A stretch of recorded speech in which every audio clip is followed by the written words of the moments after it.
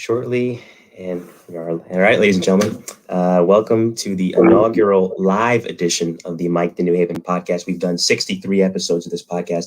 We've never done a live before, and today is our first. If you haven't checked out the previous episodes, please do so. It's a 3-part special with retired NYPD detective Scott Wagner. Scott talked about his 20 years on the job, including serving with the now defunct New York City Housing Police, becoming a detective while there, and working major cases, including working in the hostage negotiation team and tracking down a serial killer by the name of Aaron Key. This episode is a bit different. We are the Swiss Army knife of podcast. We talk to everyone from different fields, as you know, sports, news, the fire service, and law enforcement, like we did the last 3 episodes of the 3-part special with Detective Wagner. And today, my next guest has been the sideline reporter for the New York Knicks since 2015. A Chicago native, she was a track and field star, winning 6 state medals in high school, and also started as an athlete at her alma mater of Princeton, where she had the distinction of scoring the second highest mark in Princeton history when she scored a 4,700 in the 1999 Heptathlon Outdoor Championships. Reporter, transplanted New Yorker, and mom to a very cute dog by the name of Boss Man D. Rebecca Haarlow joins me now on the Mike the New Haven podcast. There he is. Rebecca, welcome. How are you? I'm great. Sorry, you mentioned him, so I had to throw him in the shot. Oh, now he's going to bark because he happened to be sitting in my lap. Anyway, that was a very nice intro, Mike. Thank you. No problem. It's great to have you here. And, of course, like I said, I've been watching you for the last 6 seasons covering the Knicks. So as I was introducing you, I kind of touched on it. You grew up in the outskirts of Chicago. So describe your upbringing and really when you first took an interest in athletics. Well, I'm sorry. I'm just going to grab him, so I don't want him to bark now. That's fine. I've been an athlete all my life. So I think I was running before I could walk, really. So it's always been such a big piece of who I am. And when I was young, I played every single sport that I could possibly get my hands on. I was playing basketball. I was playing baseball. I was playing I was diving, swimming, track, gymnastics. I mean, you name it. So I just was a total tomboy through and through. And so that's been my passion and my love sort of ever since the beginning. I remember listening to you, our mutual friend Jonathan Macri's podcast a while ago on Knicks Film School, and you talked about growing up, kind of towards the beginning of the Bulls dynasty in the 90s. So watching Jordan, ironically enough, kill the Knicks amongst many other teams during that time period, what are some of your memories of watching really one of the greatest dynasties, not just in the history of basketball, but in the history of sports? I know. Oh, my gosh. It's so funny because so often people get so annoyed with me when I talk about the Bulls runs because I loved them so much being a Chicago kid. But seeing the passion that New York sports fans have, I can't even imagine how much it must have killed them to lose when they had such a good team and so many former players on those 90s Knicks teams that I love so much even now. It would have been cool to go back and see it from both perspectives. But yeah, it was just really, really neat to watch sports at that level, at that age, when I was so passionate about playing sports and then watching Michael Jordan and the work and the preparation and just how good those teams were. 72 wins felt like a normal thing to me, which is super spoiled in the land of basketball. It was neat watching that. I never missed a game. I watched with my dad. My dad played basketball too. And so it was just something that we did as a family. And I just have such great memories of those days. When you watched The Last Dance, I mean, did it some of the things that we saw in that documentary surprise you at all when you look back? Yeah, definitely. The Last Dance was amazing because when you look at that time, it was before the world of social media that we have today. And so there was so much less coverage of the Bulls. And so all we really saw was the games and then the local news. It wasn't like what it is today. So all of those incredible stories that came out about what was going on with the team and stuff, so much of that I was learning for the first time, which was really neat. Yeah, it was. I mean, I consider myself, because I'm young, I'm 21, so I didn't live this, but I consider myself to be a historian of it because it's always good to go back and know the history of what came before you as a sports fan. And yeah, it really was amazing just to see some of the things that went on between, especially in that 97-98 period. The thing that sticks out to me is Jerry Krause saying, and not to speak ill of him, he's no longer with us, but Phil Jackson can go 82-0 and he's not coming back before the season even started. So it was definitely interesting. And I wanted to ask you about that, having, of course, grown up around it. So I mentioned your success as a track athlete. You know, you mentioned you've been an athlete your entire life. I mean, I follow you on Instagram. You're always posting stuff of how you keep active, especially now during the pandemic. Was there any thought at one point throughout your early years of trying to go to a professional level as an athlete? I thought about it some, but at the time and still currently, it's really hard to make a solid living running track and field. You know, the very best can make that work. So it was something that I thought a little bit about, but then at the end of the day, I had to pay the bills. And so it for me, after college, it just became more of a way that my process was just more, how do I stay in sports and how do I stay involved in this thing that I'm so passionate about, but also find a way to start building my career in a different way, I guess. Yeah, it's tough. And I think now there's a bit more shine on the Olympics, you know, in track and field and gymnastics as well. But compared to other sports, it is difficult. So, you know, unless you're really, not to say that that you didn't excel at it, but unless you're kind of like, what's a good comparison, of the Gretzky of track or the Jordan of track, it's really hard to make it in that sense. Yes. Yeah, for sure. So you are a graduate of Princeton University, class of 2000, I believe, if I'm not mistaken. 2001. Right? Mm-hmm. 2001. So as I mentioned, in 1999, you etched your name into Princeton's history books with the score of 4,700 in the Heptagonal Outdoor Championships. Now, I'm going to plead ignorance here.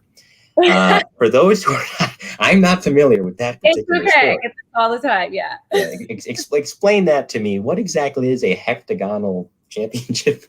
Yes. So it's called the Heptathlon, and it's 7 events, and it is done over the course of 2 days.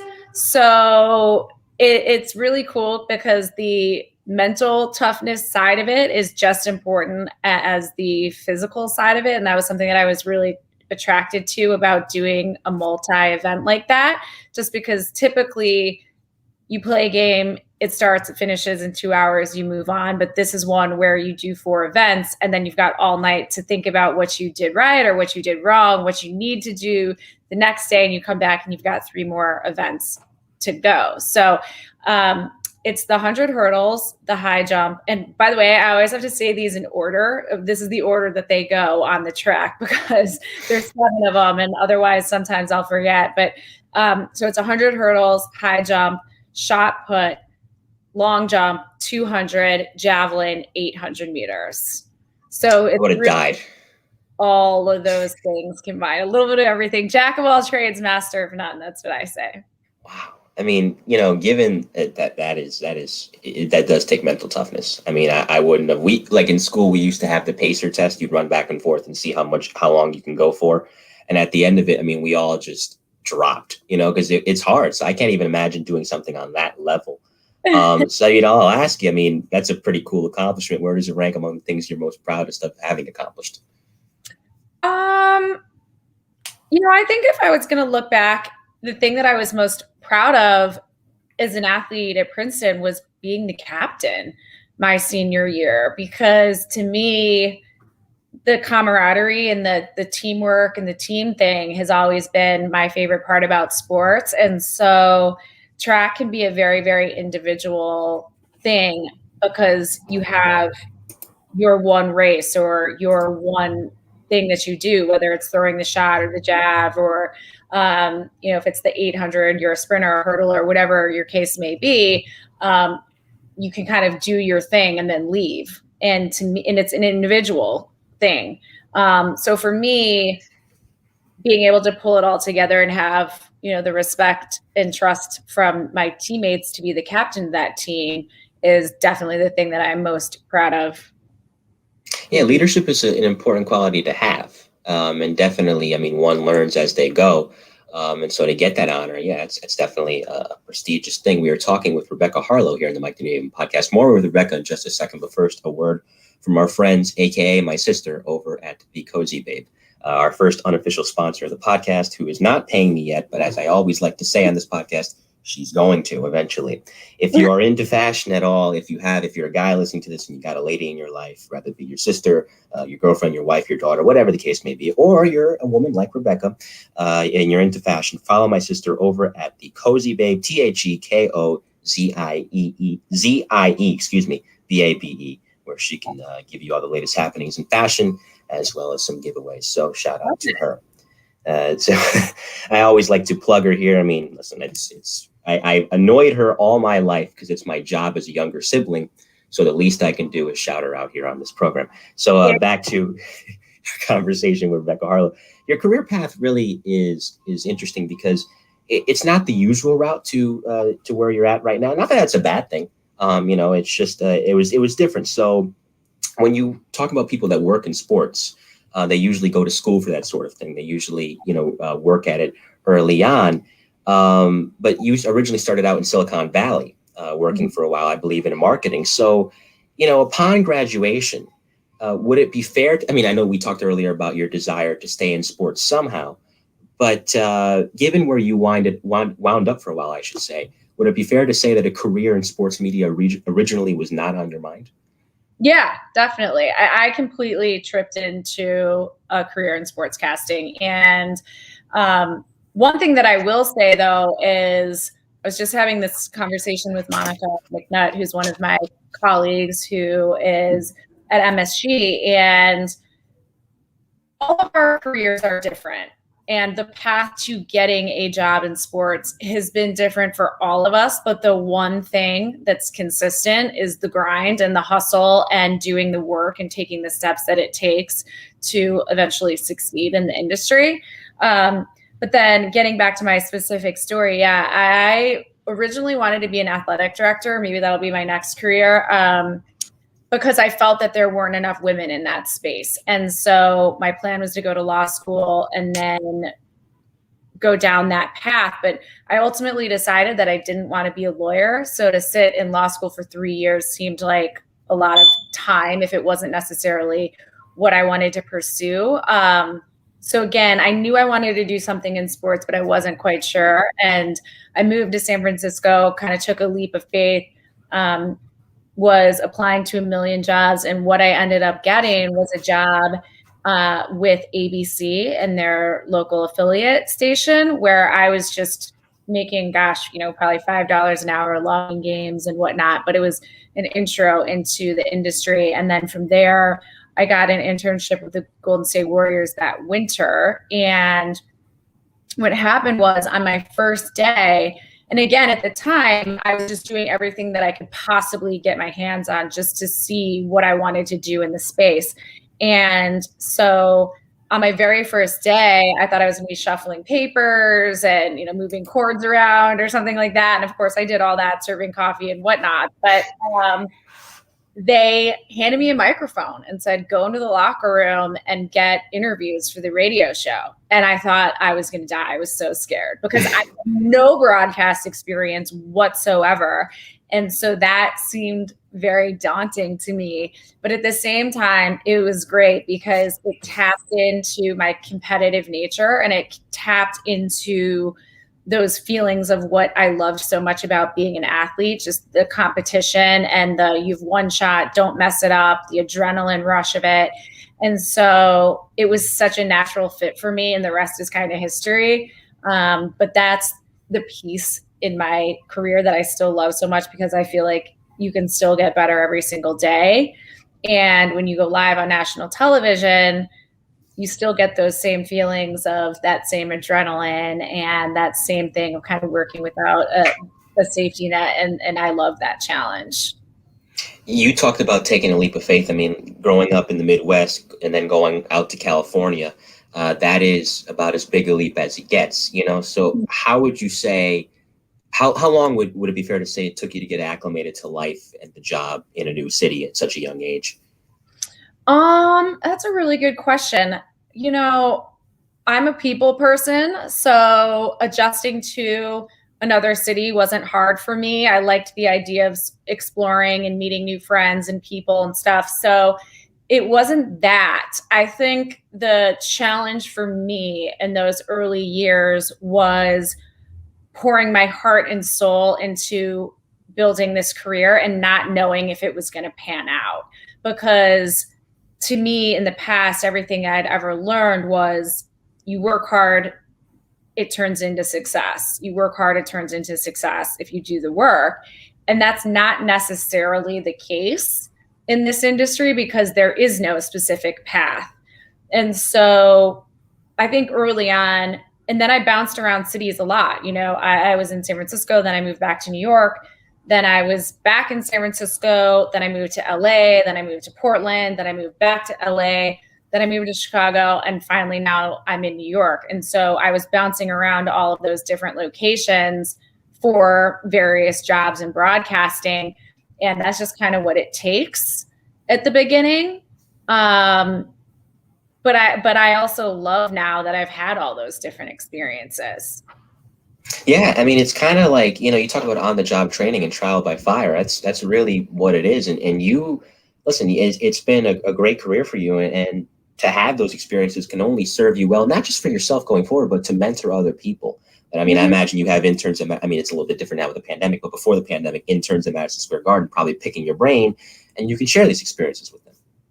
Yeah, and I love that because I can see that passion in them that I had when I was that age about wanting to establish themselves in this industry. And when I see that fire, when I see that passion in someone, I get really excited because it's great. It's a great challenge, but you know, all great things come through great challenges. And I love that. So it's fun for me to see the people coming up in the industry. And I get really excited when I have a parent come up to me and say, hey, my son loves watching you on TV. My daughter loves watching you on TV. Now she wants to be a sportscaster.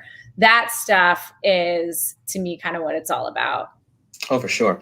I'm Mike Cologne. This is the Mike the New Haven Podcast, episode 64. We are chatting with New York Knicks sideline reporter Rebecca Haarlow. If you have not subscribed already, please do to the YouTube channel MC's Audio, MC''S Audio, as well as everywhere else that you get your podcast. So you were in Portland for a while covering the Blazers. And, you know, I do want to talk about that because you picked the right time. I mean, they didn't win a championship, but those Brandon Roy teams, I've always said, you know, people often point to the biggest injury what if being Derrick Rose. And I tend to agree with that. But Brandon Roy, before the injuries really got to him, was such a dynamic, fun player to watch. And I've been a Knick fan my whole life. But if I had to pick a favorite non-Knick from that time period, it was him. So being there during a time like that when he was there, Greg Oden, although the injuries unfortunately derailed him, was there. Marcus Camby. I mean, they had some great teams. What are some of your favorite memories of covering those teams? Well, I love that you bring up Brandon Roy because he was such a fabulous athlete and he's an even better person. So I am with you. It was such a travesty that his career was cut short by injuries because he had everything that you want in a star and not just an all-star, but just a beacon for the game and the sport because he just brought so much good stuff to the table. He was so involved in the community and he was he still is a great dad and person. And Brandon just really cared about the people around him. And so for me at that time, it was so fun, just so fun to see him succeed because I liked him and respected him so much as a person that it was so easy to get behind that team and really support that team. And yeah, it's such a shame because he was so talented too. Yeah, he was appointment television. I'll never forget. I think it was this is the year that the Mavericks won the championship in 2011. That game, I think the Blazers were down double digits in the fourth, and it was looking like it was done. You know, and he just single-handedly brought them back. I mean, I used to have legit arguments at the lunch table in school because I felt that he wasn't getting the respect he deserves. Everybody talked about Kobe and Paul Pierce, and obviously those guys were great too. But man, you know, I was we call it being a simp now. I mean, in retrospect, I was a simp for Brandon Roy, man. I love that guy. So, yeah. I mean, you had a brief tenure covering the Bulls as well. I mean, you mentioned you moved around a lot and you had to stop in Chicago. Mm-hmm. Again, great teams. Now, Coach Thibodeau's here, but at the time he was there. Taj Gibson, also in New York now, is there too. Former Knick Joakim Noah, current Knick Derrick Rose. A lot of links between the Bulls and the Knicks. Mm-hmm. So, being there during that time, even though it was just post D Rose's injury and they were still really good teams, what sticks out from that time covering the Bulls? Well, it was so fun watching that era of Bulls basketball because, you know, after the Jordan years, we had been so spoiled by such amazing basketball. And then there was kind of a drought there for a while where it just wasn't quite the same. And that's with all, I say that with all due respect to all of those teams, you know, pre Derrick Rose and post Jordan, because there were some great teams in there too. But Derrick Rose was the guy that got Chicago so fired up about the Bulls again. And so it was just fun to experience that sort of new wave of amazing Bulls basketball. And he was the hometown kid, which is what made it better. You know, that it was such a cool story. It's kind of like, you know, I'm a big Rangers fan as well. The Yankees, the Knicks, the Giants, and the Rangers are my teams. And Jaromir Jagr is not from New York, but it's the same thing. The Rangers went through a tailspin for a while in the mid-'90s and early 2000s where they stunk. And Jaromir Jagr came in and single-handedly brought the franchise back to life. And as you just said, made people care about the Rangers again. Right. And it's the same thing with a guy like Derrick Rose, to where, again, I mean, in his prime, and I say that, you know, he's still a young guy. He's only 32 years old. He should be smack dab in the middle of his prime. But pre-injury, again, such a dynamic player to watch. And, you know, as you said, that they have some good teams before that. Yes, you know, shout out to the NBA 2K12 legend Kirk Heinrich, who never missed whenever I used him in 2K12. Love Kirk. But, you know, those teams, man, and this is a tip of the cap to LeBron James. Those are the teams that, if LeBron James wasn't around and as great as he is, I would have loved to have seen them win a ring, because they had the city by the throat for a while. And it was such a cool period for you to be there, because the Bulls are on fire and they got these great teams. The Blackhawks are winning Stanley Cups. It was just a really cool time, I guess, to be in Chicago. So we'll accelerate to 2000. Oh, you wanted to say something? Oh, yeah. I was just going to say, you know, that time, and you mentioned the Blackhawks, one of my all-time favorite memories as a sportscaster in my job when I was working for NBC in Chicago was they had me on the Blackhawks coverage. And so, you know, sometimes I was hosting a show that we had on Sunday nights called Sports Sunday. Other times I was anchoring the news. Right. But then when the Blackhawks knocked off the Bruins, scoring 2 goals in 17 seconds in Boston to clinch the cup, I was on the ice doing the interviews. And so that was such a cool moment for me, because it was the first time that I had sort of like the giddy little girl Chicago Blackhawks fan in me joined up with the sportscaster in me. And I definitely had that moment where I sort of had to pinch myself and say, oh my gosh, is this actually happening? Is this what I'm doing? And it was so neat just to get to experience that too. So those were fun years, those Chicago years. That was a great night for me too, because I hate the Bruins. So that, I was I was having a blast that night. That Bruins slander was hitting.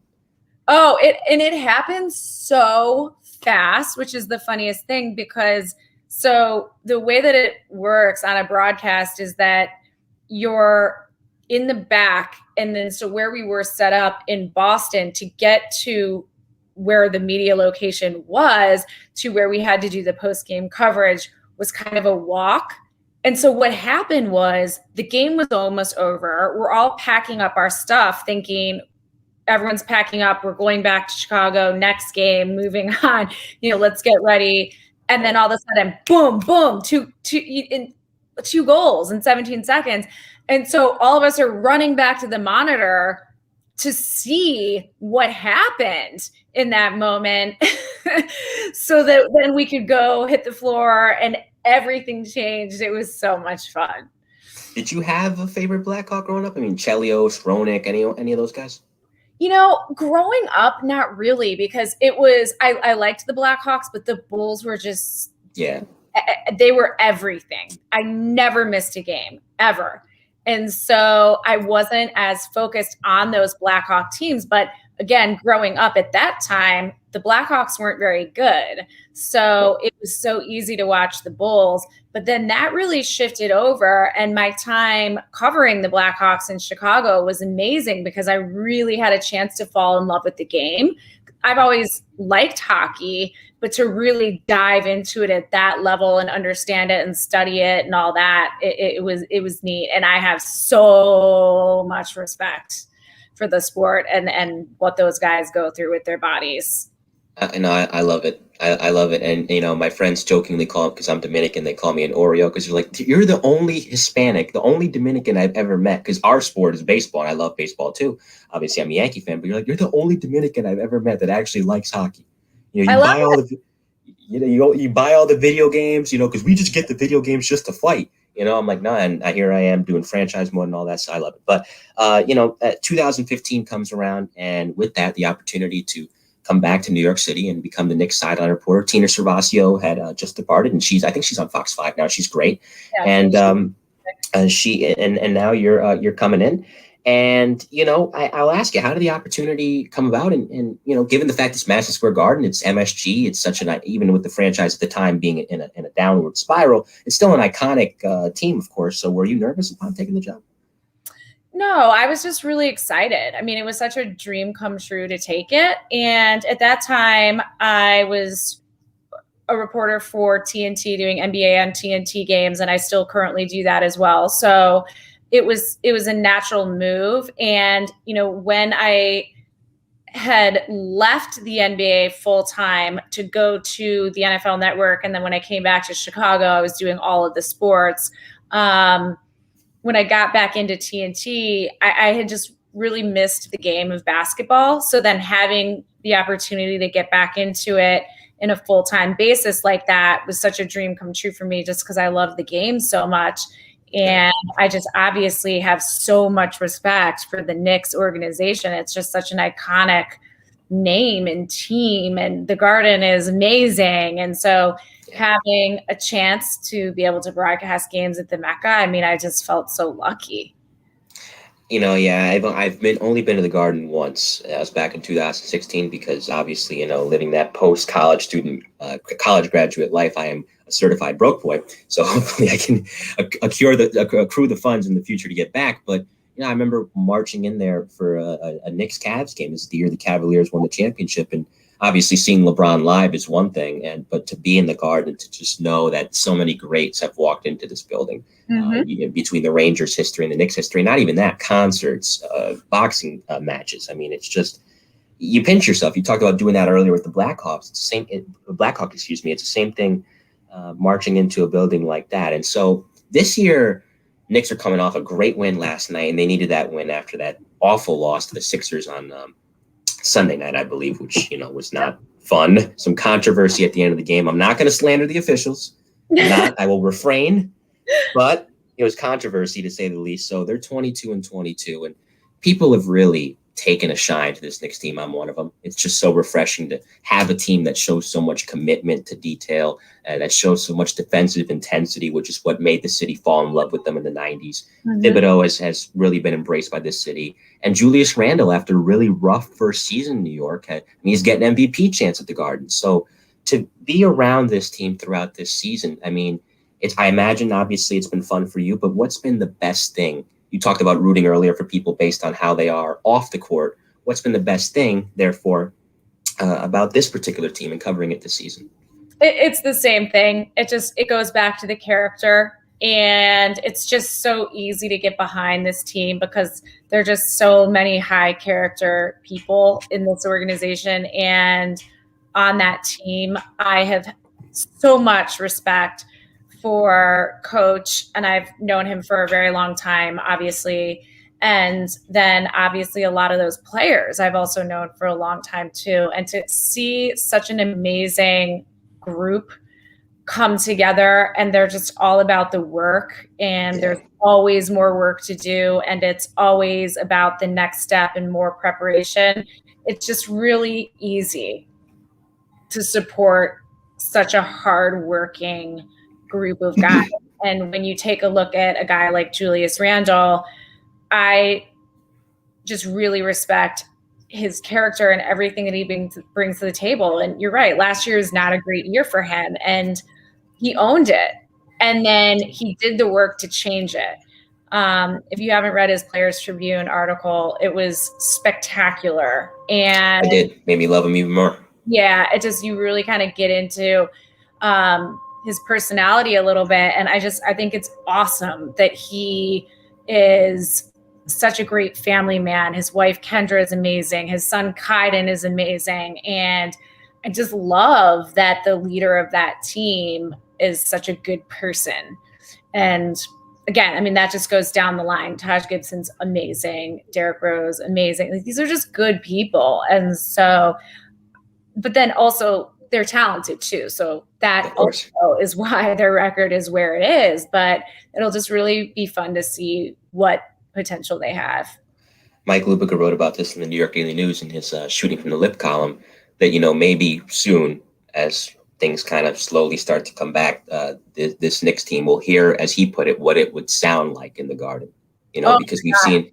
Yeah. I can't even, I'm so excited for that. I can't even tell you. I mean, 2,000 people, you can now feel the presence of the fans in the Garden, which is great. Agreed. I can't imagine packed house on their feet screaming. I just can't wait. I mean, if there's an April playoff game sometime down the road, which I think is going to be pretty soon with the trajectory of the franchise, I don't care if the Knicks are an 8 seed that just snuck in.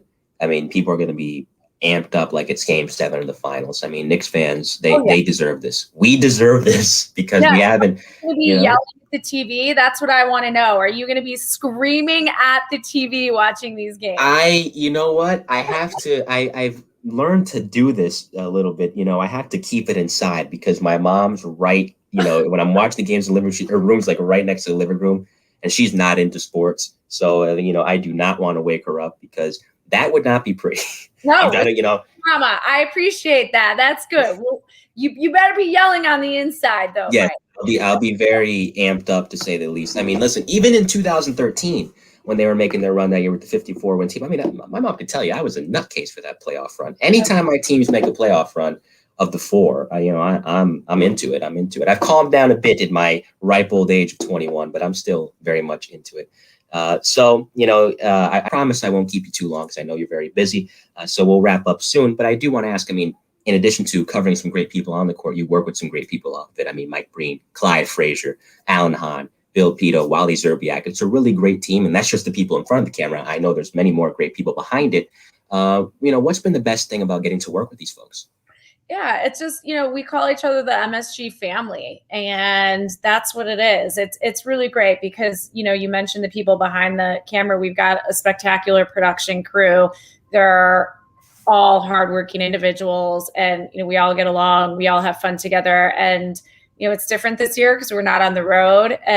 But when we are on the road, we're going out to dinner and just spending time and hanging out, and you spend so much time with these people that it's just such a blessing to actually really care about them as people in addition to caring about them as colleagues. And the part that really works for all of us is the fact that everybody has a job and everybody takes a lot of pride in that job. And so when you put it all together, we're all proud of our broadcast because we're all doing the work. We all trust each other and we're having fun with it. So it's been a great ride to work with all of those people. And obviously Mike and Clyde are legends. So it's that for me is amazing every night. And all the rest of the guys that you mentioned too. I do want to ask you about this, and it's a little somber, and I'm sorry, but I'd be remiss not to. I mean, the Knicks were playing the Nets at the Garden the day Kobe died, and you were at the Garden that day, and that was just, there's always those where were you moments that you'll always remember where you were, and I think, for me, I was a baby for 9/11, so I don't remember 9/11. I was 1. But for me, it's when Michael Jackson died, when the Boston Marathon tragedy happened, and when Kobe died. That's where I'll always remember where I was.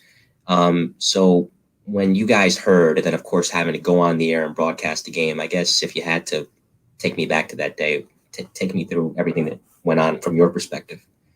Yeah, that was just a really hard day. I knew Kobe from my time broadcasting Lakers games when I was with Fox Sports West. That was one of my stops in Los Angeles. And it felt really surreal, honestly. It's kind of hard to describe. It just felt like we were all sort of in a fog. There was just kind of this layer of, how did this happen? Why did this happen? Is this happening? This can't be real. And then you go to work and then you have to talk about it. And that's just really hard because, when we talk about sports, it's not emotional per se. And so that night it was so emotional. And I remember having to just get through the news of it and trying not to cry and just not get all choked up and stuff. And I did get choked up, and we all did on air that night at various points because it was just so sad. And for me, obviously there's everything that he did as an athlete, but the biggest tragedy of it all in it for me was that he was leaving his young family behind at that point. And then also everything that he was doing for women in sports with the Mamba Academy and just promoting women in sports in every way. He was just doing such great things in a space that still needs attention and still where we need to move the needle. And he was starting to move the needle. And so it was just devastating that he was just gone too soon. And obviously Gianna and also, everybody else that was in that helicopter.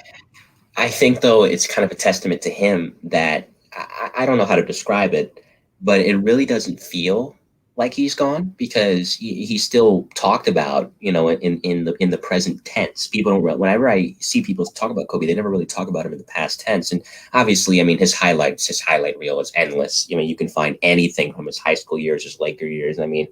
It's just an incredible legacy. And that's just talking about on the court. Obviously, he did so much more off of it.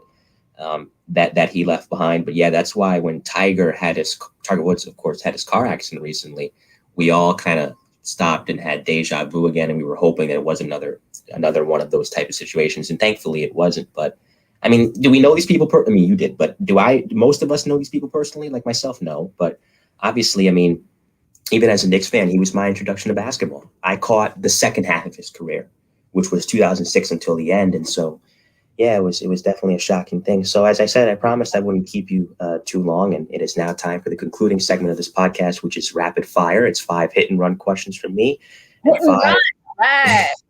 5 answers from me. Are you ready? I don't know. We'll see. All right. First question I'll throw your way. Favorite non-basketball athlete? Ooh. Well, I'm going to go with the former Jackie Joyner-Kersee because growing up I loved her. All right, good. Second, favorite player or funniest player you've ever interviewed? Enes Kanter. He was I was laughing. Yeah. Enes Kanter, he's a character. So third, if you could cover one, of course you work in basketball, so Game 7 in the finals would be the pinnacle. But if you can cover any of the following, which would you pick and why? Game 7 of the World Series, Game 7 of the Stanley Cup Final, the final game of the World Cup, or the Super Bowl, which would you pick and why? I would pick, NHL and NFL. I've already done both of those. Okay. So, I think I would pick World Cup because I also played soccer when I was a kid and I love that sport so much. And it's not one that I've broadcasted yet. So, yeah, World Cup. All right, that's fair. That's fair. I'm not even a soccer fan, but everybody gets into it. I mean, it's so much fun. So fourth, settle the debate. This is the hardest question you're going to get. Chicago pizza or New York pizza? Chicago. Listen, I'm gonna say it's neither. New Haven pizza. If you're ever down in New Haven, come by to Frank Pepe's or Modern, and they'll take the cake. New Haven, we're not known for much, so let us have this, Rebecca. We are the pit stop between New York and Boston, so let us have the pizza at least. All right. Well, I gotta taste it. I am open to discussion, but I gotta taste it first. But deep dish, man, hard to beat. I can't knock it until I try. I would love to try it someday. I've already tried New York pizza. I mean, I'm not too far, obviously, being in New Haven, but I got to get down to Chicago someday and try it. So the last question, fifth and final. Try it in Chicago, by the way. I'm just going to say this. You have to try it in Chicago because New York pizza outside of New York, not the same. Chicago pizza outside of Chicago, not the same. I think, what's the place? Have I been to Spumoni's? I think it might have been Spumoni Gardens in Brooklyn that I went to one time, and it was great. I mean, it was phenomenal. So fifth and final question of the rapid fire segment: what advice would you give anyone looking to enter your field? Do the work. Simple to the point. Yeah. Yeah, a lot of people think that, they see us on TV and they think it looks so easy and they love sports. And so they think, oh, well, I would love to talk about sports. But I tell people all the time that what you see us do on TV is only about 10% of the work that we've done for any given game. And so you have to be really dedicated to that piece of it if it's something you really want to pursue. As with anything in life. And so that concludes episode 64 of the Mike to New Haven podcast. I can't thank you enough for joining. I really appreciate you stopping by. So before we go, let's plug ourselves. Anything that you want to promote? I'm good. This was a great chat, Mike. I really appreciate it. And keep working hard on your end too. And we'll chat sometime again. All right, sounds good. If you want to follow Rebecca on Twitter, she is on Twitter and Instagram as well. She's not hard to find. I think it's just your name for both handles, right? Mm-hmm. All right, so I'll plug myself and then we'll get out of here. If you want to find me on Twitter, I'm at Mike in New Haven, MikeIN, and then New Haven, common spelling. You can find the podcast just about anywhere. I'll link it below. But anywhere that you get your podcast on audio platforms, you can find us there. Of course, on YouTube, MC's Audio is my YouTube channel, MC''S Audio. We got some great guests coming up this Friday. I'm working to confirm, but in all likelihood, this Friday I'll be interviewing former New York Mets manager Bobby Valentine, who of course led the Mets to the playoffs in 1999 and 2000, including a World Series appearance against my Yankees in 2000. So I'll be chatting with him. And then Monday of next week is retired NYPD bomb squad detective Don Sadawi, who'll talk about his 15 years in the bomb squad, including investigating and solving the 1993 World Trade Center bombing. So stay tuned for that. And please subscribe to the YouTube channel. Please subscribe to the podcast. Give it a 5-star rate and review. And on behalf of Rebecca Haarlow, I am Mike Colon, and we will see you next time.